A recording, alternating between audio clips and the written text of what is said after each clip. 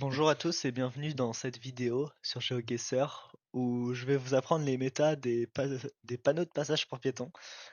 Alors, c'est pas la méta la plus utile, donc en soi, si vous voulez rester à un niveau assez bas, ça sert à rien de vraiment vous casser la tête avec ça. Mais bon, si vous souhaitez vous améliorer sur GeoGuessr et surtout différencier pas mal de pays en Europe, c'est vraiment quelque chose qui est assez important. Alors, c'est une méta qui est plutôt connue pour les masters, mais justement, si vous les connaissez avant, vous allez prendre pas mal d'avance. Du coup, pourquoi pas? Franchement, pourquoi pas la prendre? Donc là, je vais vous montrer un panneau de passage pour piétons assez classique en Europe. Donc ça, c'est le panneau de passage pour piétons qu'il y a dans la plupart des pays européens. Donc là, je me suis mis en France parce que la France utilise un panneau de passage pour piétons assez classique. Mais là, dans cette vidéo, on va plutôt voir les exceptions. Donc il y en a beaucoup, mais bon, ça devrait aller. C'est surtout pour différencier certains pays en particulier.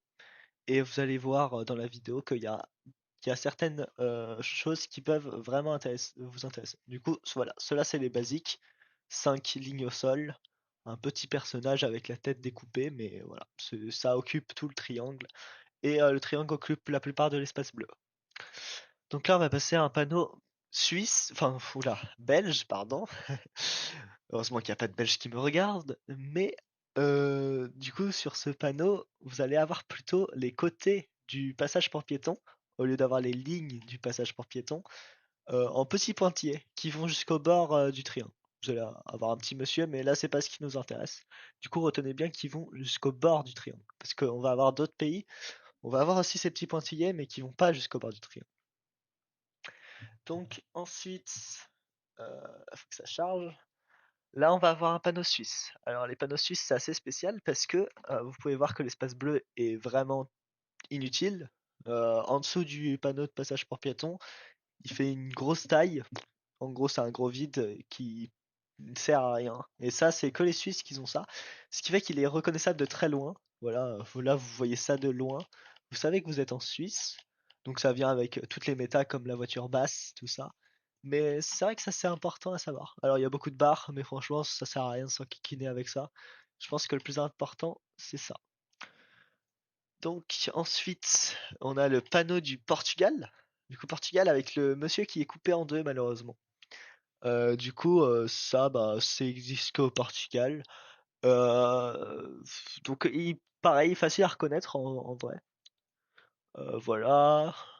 Que tous ces panneaux, bien sûr, sont que présents pour ces pays-là. Du coup, c'est sympa de les connaître. Après, je vais vous dire hein, s'il y a plusieurs pays qui ont ces types de panneaux. Tous les pays qui sont pas présents dans la vidéo en Europe sont, je pense pour la plupart, ceux qui utilisent le premier panneau là que je vous avais montré. Mais il se peut que j'en ai oublié. Mais je pense que là, c'est les plus importants. Du coup, là, on va avoir un panneau espagnol avec énormément de lignes en bas et le bonhomme qui n'est pas détaché des lignes. Donc, on en a 8 plus précisément. Et bon, là, on peut voir que c'est un peu surchargé. De loin, pareil, ça se voit très bien. Ça, c'est facile pour faire la différence avec des pays qui ressemblent beaucoup à l'Espagne, comme l'Italie, un peu la Grèce et surtout le Portugal. Donc voilà. Donc, si vous voyez ça, vous êtes en Espagne. Alors, aussi, les panneaux de passage pour piétons existent partout dans le monde, mais sont moins présents. Voilà, donc il y en aura sûrement à l'étranger. Mais voilà, les Européens, c'est les plus importants. Donc là, vous avez un panneau polonais. Alors là, c'est pas que celui-là qui m'importe, ça va être aussi celui-là du dessus. Ça, c'est unique à la Pologne. Et en fait, le panneau polonais est super simple à reconnaître parce que vous avez juste une ligne toute seule, même pas de ligne au sol. Ça, c'est que la Pologne. Et pareil, les panneaux de danger sont rouges à l'extérieur, jaune à l'intérieur. Et le rouge est très fin. Et ça, pareil, ça se voit d'extrêmement loin. Du coup, c'est super simple. Euh, donc ensuite, hop, ici on va arriver en Autriche. Et là, vous allez reconnaître le même, à quelques exceptions près, que le belge, c'est-à-dire les petits pointillés sur les côtés. Sauf que les petits pointillés ne vont pas aller jusqu'au bout, en fait. Ils vont rester à peu près sur la largeur du personnage. Et bon, vous avez un personnage habillé. Je sais pas si il est forcément habillé comme ça tout le temps. Mais en tout cas, ce qui est le plus important à retenir, c'est les petites lignes. Ça, c'est peut être sympa pour différencier avec la Suisse ou avec l'Allemagne. L'Allemagne qui, du coup, utilise celui-là de base, comme en France. Oula. Voilà. Ici, on va avoir un petit panneau du coup de Tchéquie et de Slovaquie, qui ont exactement le même, avec le petit bonhomme qui se balade tranquillement avec son petit chapeau. Donc voilà, on a pu le voir que c'était le même en Autriche, sauf que, enfin, qu'il a quand même un petit chapeau en Autriche, mais il a pas exactement la même carrure et du coup aussi au niveau des lignes au sol, c'est pas la même chose. Donc le petit bonhomme, voilà, tout droit comme ça, c'est tchécoslovaque. Alors, les deux pays ont souvent les mêmes panneaux, vous allez remarquer, peut-être avec mes prochaines vidéos, parce que c'est des pays qui se sont séparés il y a peu de temps. Du coup, et même ils ont une langue très similaire. Du coup, c'est pas si grave de pas arriver à les confondre, mais ça peut être sympa déjà pour vous donner une bonne indication. Donc ensuite, ici, on va aller en Roumanie. Et en Roumanie, les panneaux de passage pour piétons sont très dézoomés. En fait, le triangle n'occupe pas vraiment beaucoup le terrain. Par contre, là, c'est le même que... Enfin, dans le triangle, c'est le même que dans le reste de l'Europe.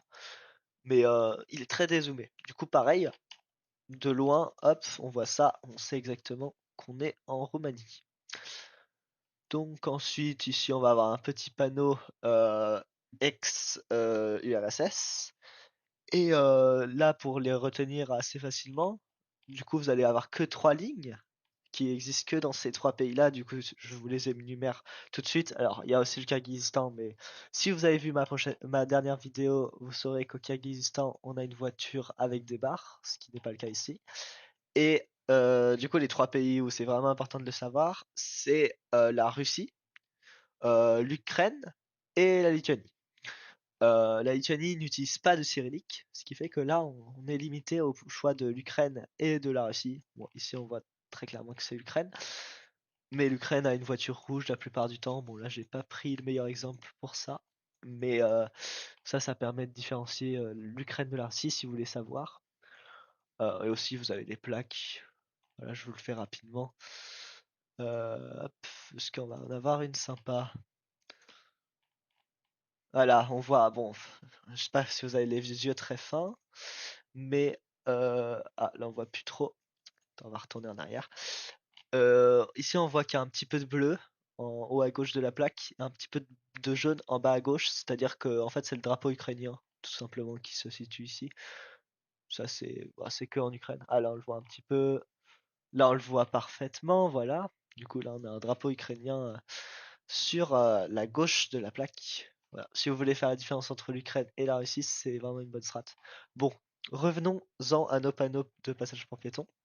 On va passer aux Grecs. Alors, les Grecs, c'est exactement comme ceux de Belgique, si vous vous souvenez. Du coup, les petits pointillés, voilà, qui vont jusqu'au bout du triangle. Sauf que là, on a le triangle qui est entièrement occupé et les pointillés vont très bas par rapport au triangle.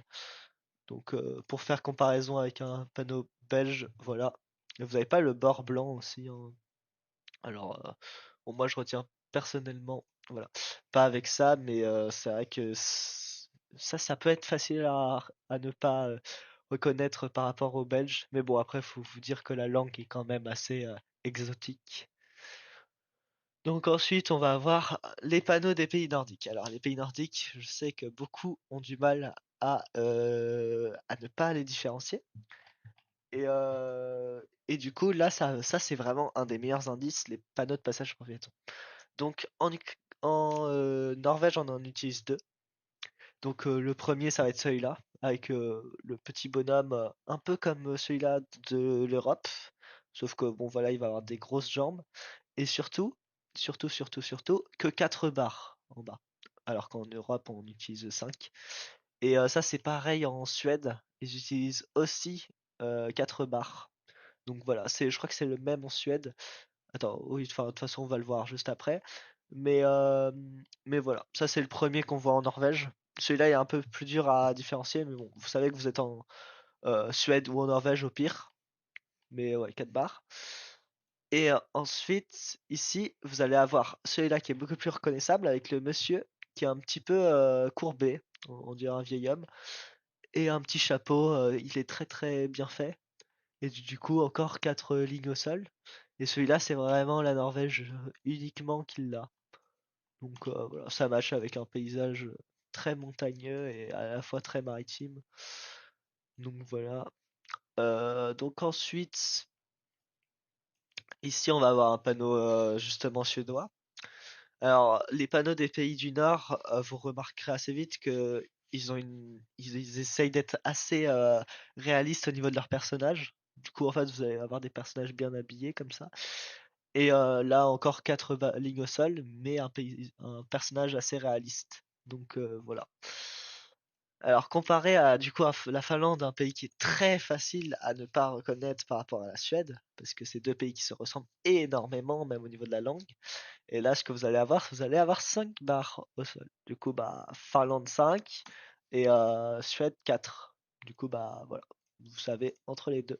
Bon, je trouve que c'est la meilleure stratégie pour reconnaître entre les deux pays, outre les lignes au sol.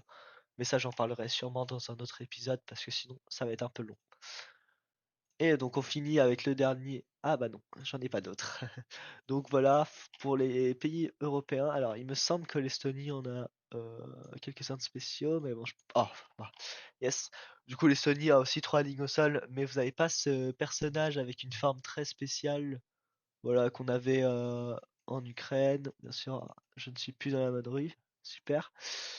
Mais ici, il a la tête un peu découpée, il a ici découpé, voilà. Donc c'est un personnage qui paraît très peu humain, justement. Alors que là, vous allez en avoir un qui paraît beaucoup plus humain, mais encore trois lignes au sol. Et après, la Lettonie, je sais pas s'il y en a un particulier. Ça, pareil, ça vous permet de bien différencier entre tous les pays baltiques, enfin tous les pays baltes, parce que c'est vrai que c'est des pays où c'est vachement dur. Voilà, donc vous en avez un qui est plus générique par rapport à l'Europe.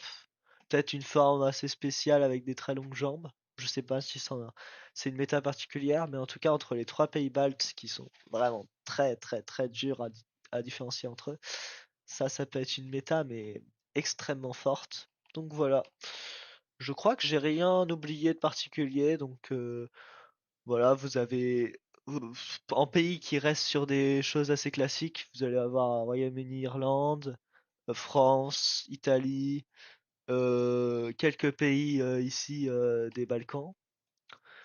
Et en général, après, en Europe de l'Est et au Nord, vous allez avoir des choses assez particulières. En Islande, je sais que c'est quelque chose qui ressemble enfin, exactement à la Suède. Bon, après, l'Islande, c'est un monde à part, c'est facile à reconnaître. Mais je crois que c'est à peu près exactement le même qu'en Suède. Donc voilà, encore 4 lignes au sol. Ça, c'est quelque chose qui est beaucoup, beaucoup utilisé dans les pays du Nord. 3 lignes au sol plus les pays de l'Est, du coup ex-URSS. Et sinon, 5 lignes, c'est plutôt quelque chose qui vient dans le schéma européen classique.